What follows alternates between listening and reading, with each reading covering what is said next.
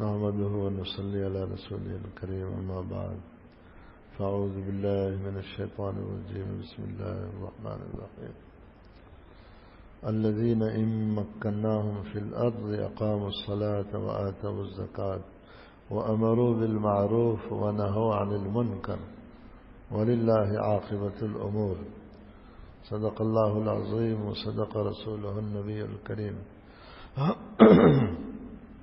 14 اگست سے متعلق کچھ ضروری باتیں عرض کروں اس آیت کی روشنی میں۔ سب سے پہلی بات یہ ہے کہ یہ 14 اگست کا جو دن آتا ہے جو ہماری یوم آزادی کا دن ہے یہ ہمیں ایک تاریخ یاد دلاتا ہے۔ جیسے ہجری سنہ ہے، ہجری سنہ ہر سال محرم کے شروع میں ہمیں ہجرت کی تکالیف، مشقتیں اور مصیبتوں کو یاد دلاتا ہے کہ محبوب دو عالم صلی اللہ علیہ وسلم نے دین کی خاطر، اسلام کی خاطر، قرآن اور حدیث کو بچانے کی خاطر آپ نے کتنی بڑی قربانی دی اور صحابہ نے آپ کی اقتداء میں کتنی بڑی قربانیاں دی۔ یہ 14 اگست بھی ایک میں نے عرض کیا تاریخ کو یاد دلاتا ہے۔ آپ کو اگر پتہ نہیں ہے آپ تاریخ ہندوستان ضرور پڑھو۔ جو لوگ ہیں کچھ پڑھنا لکھنا جانتے ہیں میں تو سمجھتا ہوں ان پر ضروری ہے کہ اس تاریخ کو پڑھیں۔ انگریز کے جب ہم غلام تھے، جسمانی طور پر اس کے تصرف میں تھے، انگریز نے کون سا ظلم نہیں کیا آپ اس کی مثال نہیں دے سکتے ہو۔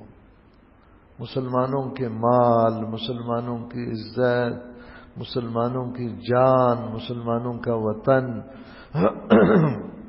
مسلمانوں کے گھر بار، کسی چیز کو نہیں چھوڑا۔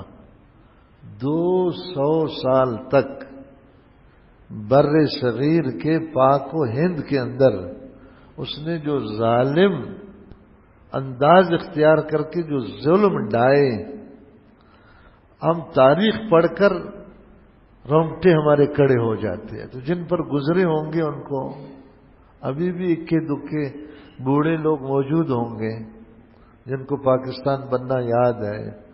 آپ کبھی تنہائی میں ان کے ساتھ بیٹھو جنہوں نے قریب سے دیکھا ہے، اب روئے بغیر نہیں رہ سکے۔ مسلمانوں میں سب سے پہلے حکیم الامہ حضرت مولانا اشرف علی تھانوی رحمۃ اللہ علیہ نے اس کا بار بار اظہار فرمایا، کاش کہ مسلمانوں کو اپنا الگ کوئی وطن مل جائے جس میں آزادی کے ساتھ، آرام کے ساتھ، عزت کے ساتھ، سکون کے ساتھ وہ اسلام پر عمل کر سکے۔ اس سے پہلے کئی تحریکیں 57 تک جو تحریکیں چلی ہیں بہت بڑی بڑی تحریکیں ہیں انگریز کے خلاف۔ سب سے پہلے شاہ عبدالعزیز محدث دہلوی رحمۃ اللہ علیہ نے فتویٰ دے دیا کہ انگریز نے جو ہمارے ملک کو قبضہ کیا ہے اور اتنے مظالم ڈال رہا ہے اس کے خلاف جہاد کرنا فرض ہے۔ اس مرد مجاہد کے اس فتویٰ نے مسلمانوں کے اندر جو شعلہ پیدا کیا، جو جذبہ جہاد بیدار کیا، پھر اس کے لیے مسلسل محنتیں کوششیں ہوئی، اس نے رنگ لایا۔ کتنے ان جہادوں میں مسلمانوں کو ظاہری طور سے نقصان ہوا ہے وہ بھی ایک تاریخ، میں اس تاریخ کو بیان نہیں کرتا، وہ بھی بہت لمبی تاریخ۔ پھر حضرت مولانا اشرف علی تھانوی رحمۃ اللہ علیہ کی ساری تاریخ کو سامنے رکھ کر حضرت نے اس کا اظہار فرمایا اپنے شاگردوں سے، مریدین سے، متعلقین سے، مختلف مجالس میں کہ کوئی الگ وطن مسلمانوں کو ملنا چاہیے، ورنہ نہ دین پر عمل کر سکیں گے نہ اپنی عزت کو باقی رکھ سکیں گے۔ پھر وہ سلسلہ چلتا رہا، علامہ اقبال نے اس کا تصور پیش کیا۔ اس کے بعد پھر اللہ تعالیٰ نے محمد علی جناح صاحب کو، علامہ اقبال صاحب کو اور ہندوستان کے بڑے بڑے علماء کو، مولانا ابوالکلام آزاد، حضرت شیخ الہند رحمہ اللہ کے شاگردوں میں بہت بڑی تعداد، حضرت مولانا اشرف علی تھانوی رحمۃ اللہ علیہ کے شاگردوں میں، خلفاء میں شیخ الاسلام مولانا شبیر احمد عثمانی رحمۃ اللہ علیہ اور بڑے حضرات تھے. انہوں نے جو محنت مشقت کی اس وطن کے لیے، تھوڑی سی ایک جھلک میں اس کام کو دکھاتا ہوں. جب اس کا اعلان ہوا کہ اب یہ ملک بننے والا ہے، ملک بن جائے گا اور اس کے جو ہے نا ہندوستان بھی آزاد ہوگا، اس کے ساتھ ایک ملک پاکستان بھی بنے گا. یہ پاکستان کا نام رحمت علی گجر نے بنایا تھا جو انگلینڈ میں مدفون ہے. پاکستان کا ترجمہ ہے مدینہ طیبہ. کیا ترجمہ ہے؟ طیبہ اور پاک ہم مانا ہے. استان شہر کو فارسی میں کہتے ہیں، ترکستان، افغانستان، ٹھیک ہے نا، اس طرح کے جو نام ہے نا. اور عربی میں شہر کو مدینہ کہتے ہیں. پاکستان کا ترجمہ مدینہ طیبہ. وزن دیکھو، یعنی رحمت علی صاحب نے بڑا کمال کیا اسلام کو جو ہے نا بنانے میں. سمجھے نہیں سمجھے؟ اور اس نے کہا کہ یہ نام اس لیے میرے دل میں آیا کہ میں نے اس پر سوچا کہ مدینہ پاک کے بعد پوری دنیا کے کسی گوشے میں بھی اسلام کے نام پر کوئی ملک نہیں بنا ہے، تاریخ میں نہیں ہے کہ کوئی نیا ملک بنے. کیوں بنے؟ لا الہ الا اللہ. پاکستان کا مطلب کیا؟ لا الہ الا اللہ. حضرت مفتی رفیع صاحب رحمۃ اللہ علیہ فرماتے تھے، ہم چھوٹے بچے تھے دیوبند کی گلیوں میں، یہ جمعہ نماز کے بعد جلوس نکلتے تھے، ہم چھوٹے چھوٹے بچے تھے، ہم بھی جلوس میں ساتھ ہوتے تھے اور یہ نعرہ لگتا تھا پاکستان کا مطلب کیا؟ بچے تو اور زور سے کہتے ہیں لا الہ الا اللہ. یہ واحد ملک ہے کہ مدینہ طیبہ کے بعد اسلام کے نام پر بنا ہے. دو نظریہ پر بنا ہے، ایک نظریہ کفر کا ہے، دوسرا نظریہ اسلام کا ہے. اسلام کی بنیاد پر بنا. پھر اعلان ہو گیا کہ بھائی وہاں کے مسلمان اس خطے میں آ جائیں اور یہاں کے ہندو اس خطے میں جائیں. اس دوران جو قربانیاں دی ہیں مسلمانوں نے ناقابل بیان. ہزاروں نہیں لاکھوں شہید ہو گئے ہیں، ہزاروں نہیں ہیں. اس لیے میں آپ کو دعوت دے رہا ہوں، اب تاریخ ہندوستان پڑھ لیں.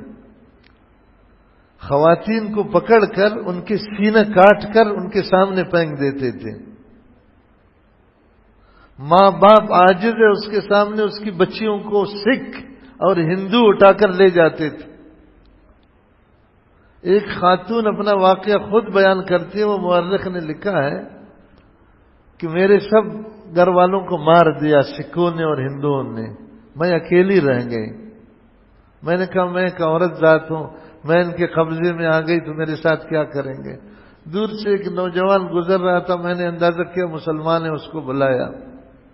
وہ مسلمان آ گیا جو ہے نا، اور اس نے مجھے بچانے کی کوشش کی. تو اس دوران جو ہے نا اس کے یہ لکڑی والے تبر نہیں ہوتے ہیں جسے لکڑیوں کو کاٹتے ہیں، وہ سکھ کے ہاتھ میں یہ تھا، اس کے گردن کو مارا اور گردن ادھر دور گر گیا. اور وہ بدماش کیا کہتا ہے، تو مجھے پتا ہوتا کہ مسلمانوں کی گردن اتنے ہلکے ہوتے ہیں کہ لگانی سے نکل جاتی ہے تو پھر میں آہستہ مارتا تم کو. کہتا ہے اسی دوران کچھ جو ہے نا اس گھر سے جس سے جوان نکلا ہوا تھا، اس گھر کے کچھ چھوٹا سا ایک بچہ ابو ابو ابو کرتے، بچے کو کیا پتا ہے کہ سکھ ہے یا ہندو ہے، ادھر وہ پہنچ گیا بچہ. اب وہ سکھ نے اس کو اٹھایا، بچے کو اعلان کیا کہ مسلمان بچہ ہے، اس کو ایسا اوپر پھینکا. جب بچہ کلٹی آتے ہوئے نیچے گر گیا، گرنے سے پہلے ایسا نیزہ لگایا اس کے سر میں ایسا دکھا رہا تھا، وہ بچہ چیخ رہا تھا کہ مسلمانوں دیکھو ہم تمہارے بچوں کے ساتھ یہ کر رہے ہیں۔ اس طرح کے بے شمار واقعات سے بھرا ہوا، پوری ریل گاڑی بھر کر کے لاہور جب آئی ہے 8-10 آدمی کے علاوہ سب کو مارا ہے، سینکڑوں کے تعداد میں چھوٹے چھوٹے بچے، ماؤں کے گود میں بچے ہیں، ادھر اس کو برسٹ کیا ہے۔ ایک آہو فغان، پوری ریل گاڑی خون سے بھرا ہوا، ایک دو نہیں ہے، 20 اس طرح کے واقعات۔ مسلمانوں کی ہزاروں خواتین آج بھی ہندوؤں کے گھروں میں ہیں، سکھوں کے گھروں میں ہیں، وہ حرامیوں نے اپنے مذہب کے مطابق ان سے شادیاں کر کے ان سے بچے پیدا کیے اور ان کی نسل ابھی بھی چل رہی ہے۔ اتنی بڑی قربانی ہوئی ہے حاجی صاحب، یہ دن ہمیں اس قربانی کو یاد دلاتا، اپنے نئی نسل کو ہمیں یہ بتانا ہے کہ یہ قربانی کیوں ہوئی۔ لاکھوں کے تعداد میں جو مرد و خواتین اور مسلمان بچے شہید ہوئے، کیوں ہوئے آخر؟ کیا مال کی لڑائی تھی؟ متحدہ ہندوستان میں مسلمانوں کو کھانا نہیں مل رہا تھا؟ کوئی عزت کی لڑائی تھی؟ کوئی جگہ کی لڑائی تھی؟ جگہ تو ہر ایک کو پہلے سے گھر تھا، اس کی زمینیں تھی جیسے آج ہے۔ لڑائی صرف کلمہ کی تھی کہ ہمیں ایک آزاد وطن ملے گا، ہم اس آزاد وطن میں آزادی کے ساتھ، آرام کے ساتھ، عزت کے ساتھ اللہ کا نام بلند کریں گے۔ اب اس میں 2 باتیں قابل غور ہے جو میں پہلے نمبر میں بتانا چاہ رہا ہوں۔ ایک بات تو یہ ہے کہ اب 14 اگست میں ہمارے جوان کیا کرتے ہیں آپ کو پتہ ہے؟ ہم ان کو نہیں بتاتے کہ 14 اگست کیا ہے۔ ڈول بجا رہے ہیں، باجا بجا رہے ہیں، بچوں کو یہ خوشی دکھا رہے ہیں کہ خر مستی کرو انگریزوں کے طرح، ہندوؤں کے طرح، یہ ذہن سے نکالنے کے لیے کہ قربانیوں کے بعد یہ پاکستان ہمیں ملا ہے، ایسے نہیں ملا ہے۔ آپ نہیں دیکھتے ابھی سے شروع ہے۔ محبوب دو عالم صلی اللہ تعالی علیہ وسلم فرماتے ہیں 2 آوازوں پر اللہ کی لعنت ہے اور ان آواز والوں پر بھی اللہ کی لعنت ہے۔ جس جگہ میں وہ آوازیں آتی ہیں اس پر بھی اللہ کی لعنت ہے۔ ایک گانا باجا، جو گانا گاتے ہیں نا، باجا بجاتے ہیں، ڈھولک لگاتے ہیں، اللہ سب پر لعنت کرتا ہے۔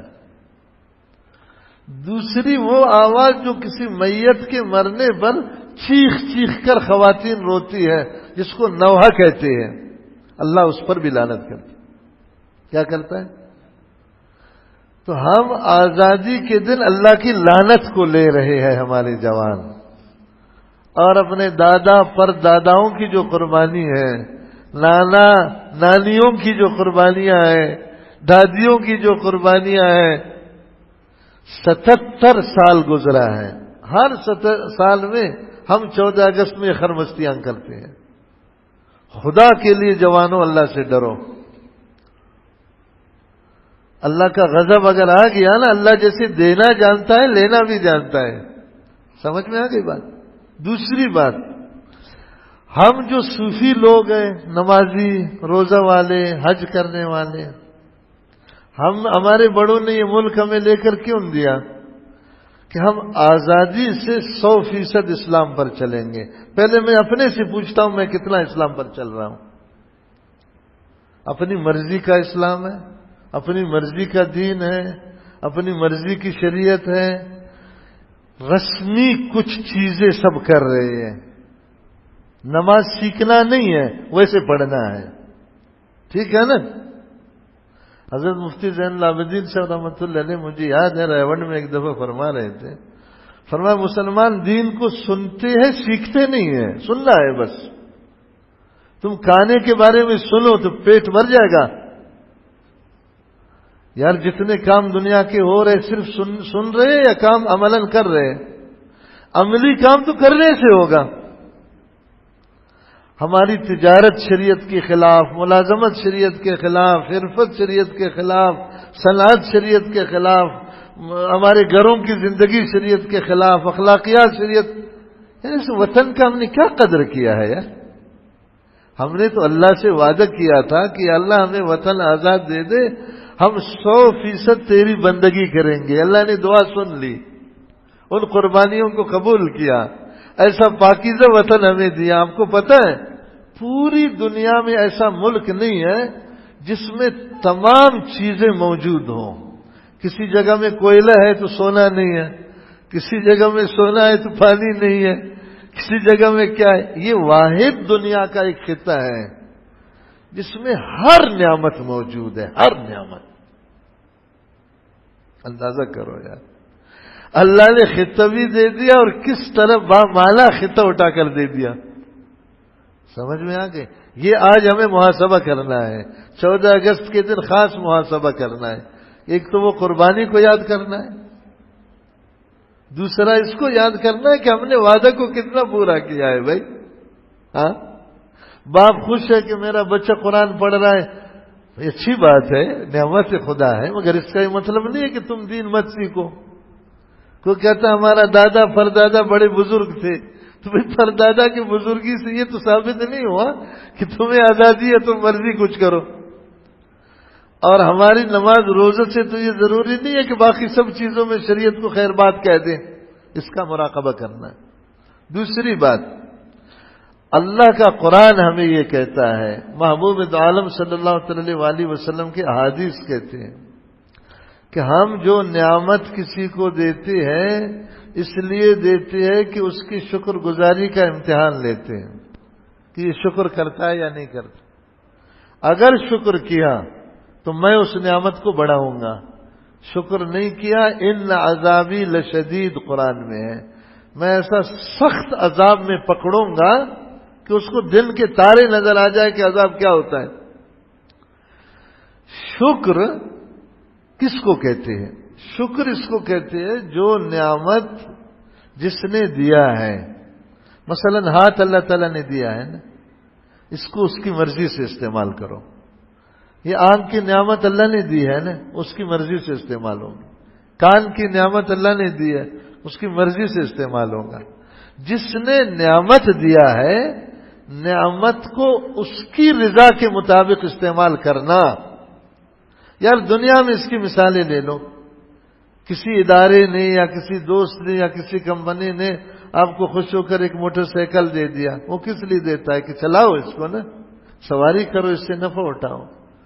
تم نے اس پر پٹرول ڈال کر آگ لگایا اس کو، وہ ادارہ والا کیا کہے گا کہ یار ہم کتنے بیوقوف لوگ ہیں، کیسے ایک ناقدرے آدمی کو ہم نے اتنی بڑی نعمت پکڑایا، اس کے اوقات سے زیادہ ہے یہ نعمت۔ سب محلے والے ملامت کریں گے نہیں کریں گے؟ تو یاد رکھنا، شکر کا معنی یاد کرو۔ شکر صرف زبان سے الحمدللہ الحمدللہ کو نہیں کہتے، شکر کی ایک ادنا شکل ہے، ابتدائی صورت ہے شکر کی۔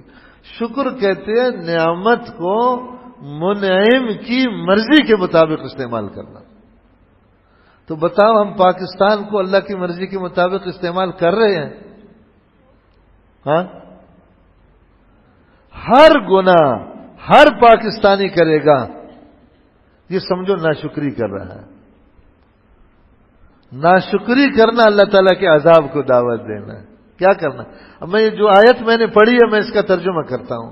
الذین ان مکناہم فی الارض، وہ لوگ جن کو ہم زمین میں کوئی مستقل قابو دے دیتے ہیں، اختیار دیتے ہیں، جیسے ہم کو اللہ نے پاکستان کی شکل سے عطا کیا ہے، سمجھے نہیں سمجھے؟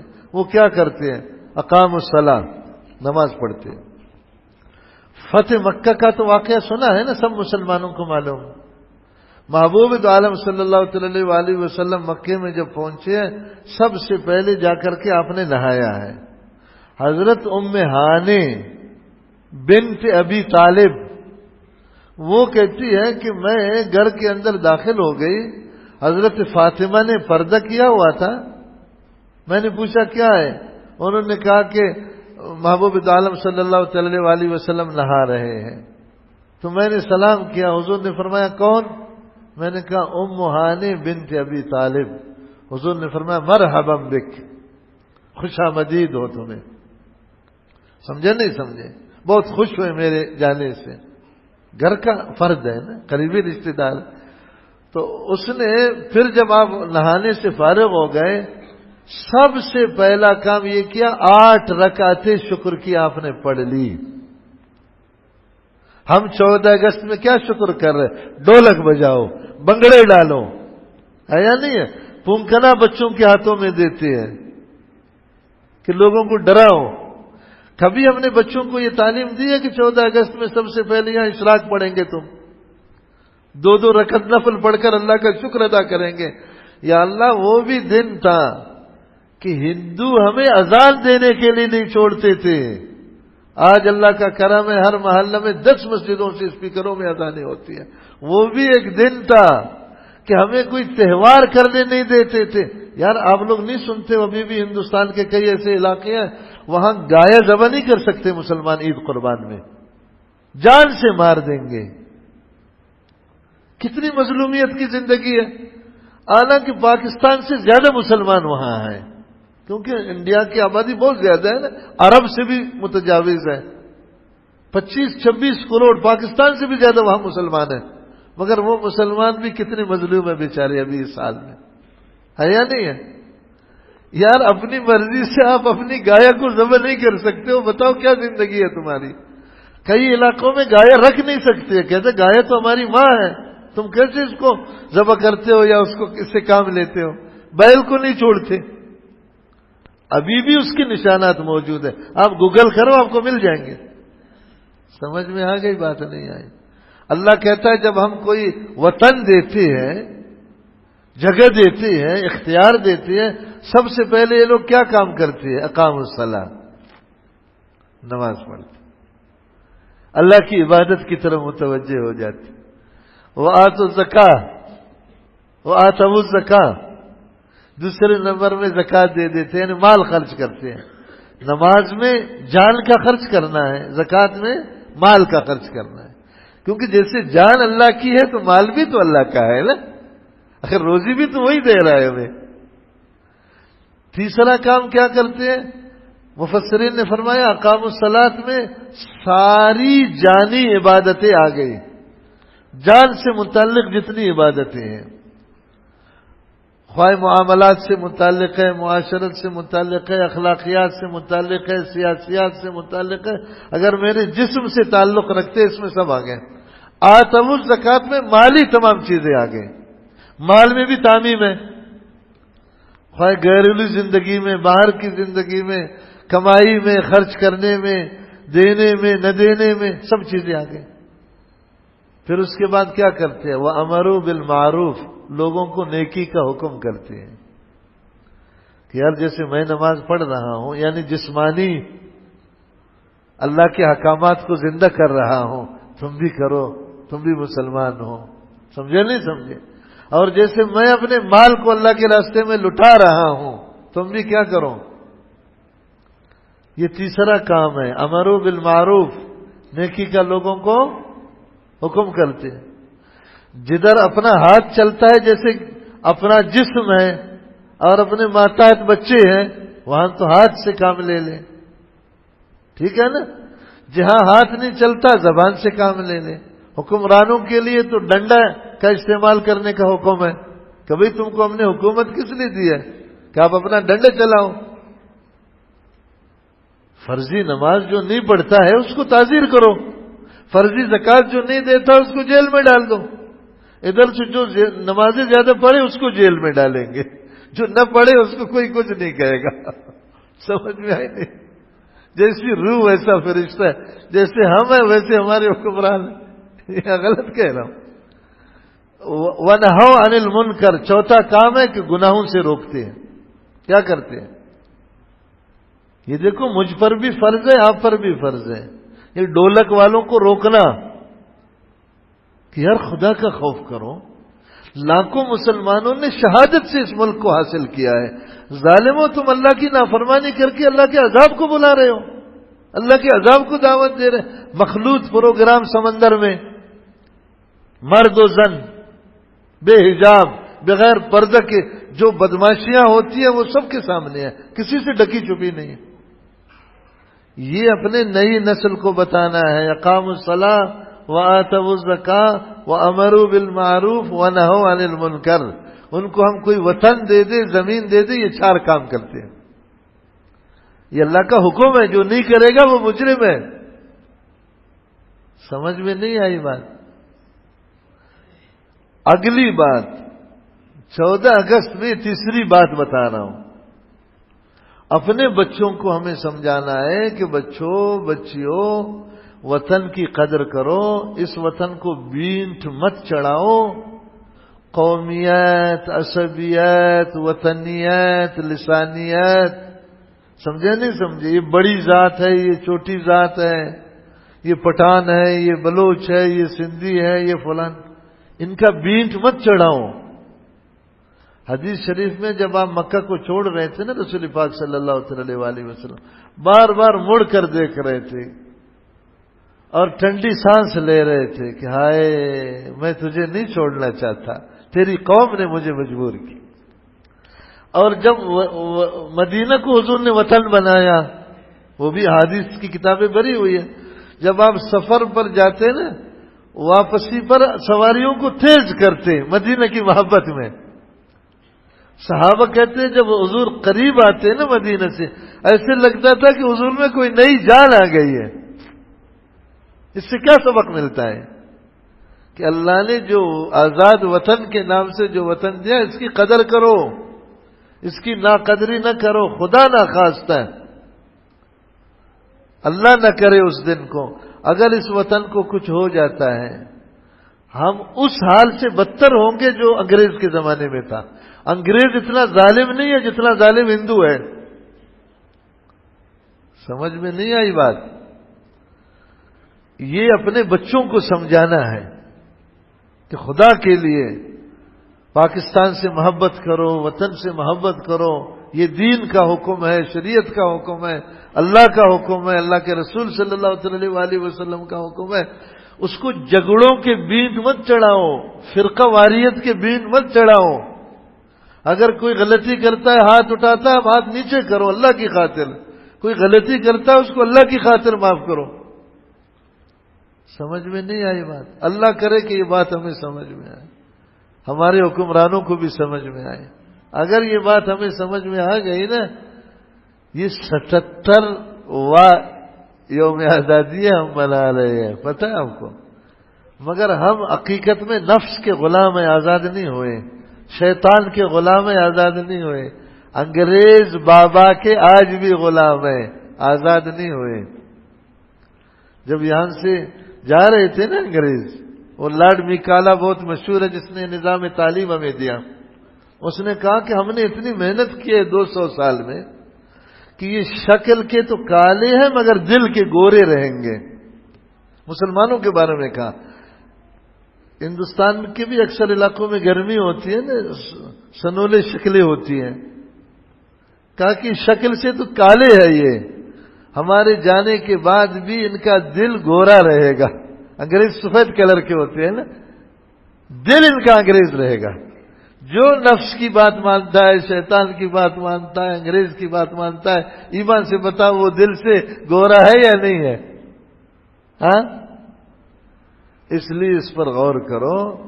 اس 14 اگست کو اللہ کی رضا کا میری آخری گزارش آپ حضرات سے یہ ہے کہ 14 اگست کے دن سب سے پہلے وضو کر کے 2 رکعت صلاۃ الشکر پڑھو، اللہ تعالیٰ سے دعا کرو کہ اللہ ہم اس وطن کی کوئی قدر نہیں کر رہے، نہ اسلام کی قدر کر رہے۔ قرآن خود کہتا ہے، 3 جگہ ہے قرآن میں، وما قدر اللہ حق قدرہ، میرے بندوں نے میری قدر بھی نہیں کیا۔ پھر اللہ گلہ کر رہا ہے، 3 دفعہ قرآن میں لفظ آیا ہے کہ میرے بندوں نے میری قدر نہیں کی، اللہ سے معافی مانگے۔ یا اللہ تعالیٰ ہم نے نہ تیری قدر کی، نہ محبوب دو عالم صلی اللہ علیہ وسلم کی قدر کی، نہ دین اور اسلام کی قدر کی، نہ پاکستان کی قدر کی۔ سب سے پہلے یہ کرے، اپنے گھر کے بچوں کو جمع کرو، یہ آیت جو میں نے پڑھی ہے اس کا ترجمہ ان کو سمجھاؤ کہ ہمیں آج یہ کام کرنے ہیں۔ اور اپنے لوگوں کا اس پر ذہن بناؤ، وطن سے محبت پیدا کرو ان کے دلوں میں، وطن کو شرارت سے بچانے کی کوشش کرو. یہ احکام شرعیہ ہے جو میں نے بتایا ہے. جیسے نماز کیوں پڑھتی ہے؟ حکم شرعیہ. روزہ کیوں رکھتے ہیں؟ حکم شرعیہ. یہ بھی حکم شرعیہ جو میں نے پڑھ کر آپ کو بتایا. کریں گے اس کی کوشش یا ڈولک بجائیں گے؟ آپ کو پتہ ہے اس دن یہ جھنڈا کیوں اٹھایا جاتا ہے؟ پاکستانی جھنڈا ہمارے تمام بڑے اداروں میں. اس کا بھی کسی کو معلوم نہیں ہے. چیزیں رسم ہو جاتی ہیں نا. یہ سب سے پہلے جو جھنڈا اٹھایا تھا ہم پڑھتے نہیں ہیں نا، ہم تاریخ نہیں پڑھتے.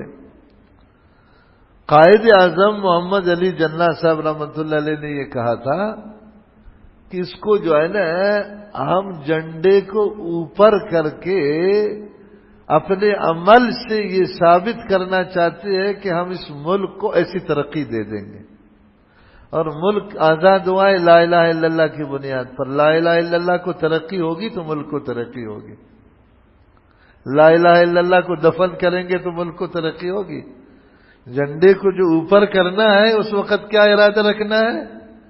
جیسے جھنڈے کو اوپر چڑھا رہے ہیں اسی طرح اس ملک کو ہم اوپر چڑھائیں. کیا کریں گے؟